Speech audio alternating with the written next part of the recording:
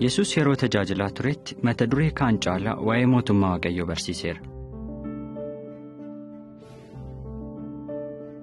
Duuka buutonni isaas waggaa hedduudhaaf mootummaan kun akka dhufu kadhachaa turaniiru. Haa ta'u malee mootummaan kun maalidha? Mootummaan gosa bulchiinsaa keessaa tokkodha.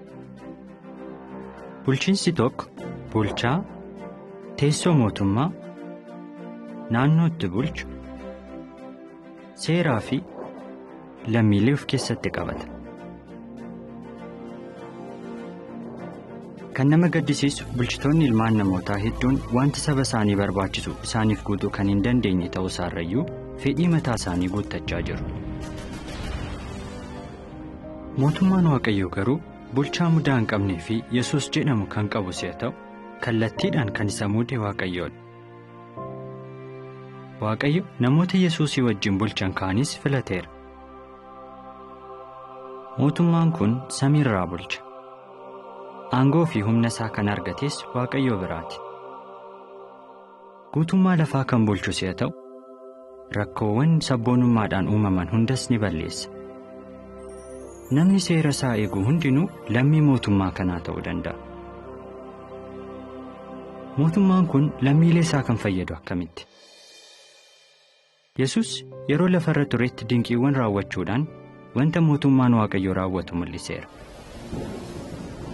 Yesus obomboleettii caljechisiisuudhaan mootii humnoota uumamaa to'achuu fi rakkina qilleensa naannoo furuu danda'u ta'uusaa argisiiseera.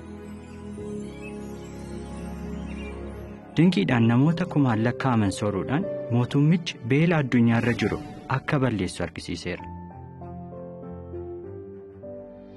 Yesus namoota dhukkubsatan, naafatan, dhaga'uu hin dandeenye fi qaroo dhabeeyyii fayyisuudhaan fayyaa guutuu bulchiinsa isaa jalatti dhufu mul'iseera.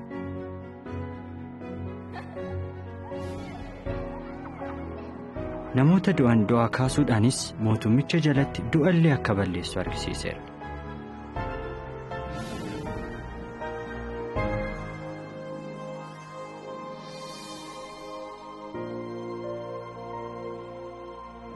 Mootummaan Waaqayyoo wantoota kana kan raawwatu yoomi jettee gaafatta ta'a. Gaafiin kunii fi gaafiiwwan kan biroon barumsa 7ffaa birooshuura Misraachoo Waaqayyoo biraa dhufe jedhamu irratti ibsamaniiru. Birooshuura kana jw.org irraa garagalfachuu dandeessa. Dhugaa baatonni Yihoowaa kitaaba qulqulluu si wajjin qo'achuu barbaadu. Kan intarneetii irra jiru yoo guutte, dhugaa baatuun naannoo keetti argamu yeroo fi iddoo si mijatutti kitaaba qulqulluu irratti si wajjin mari'achuu danda'a.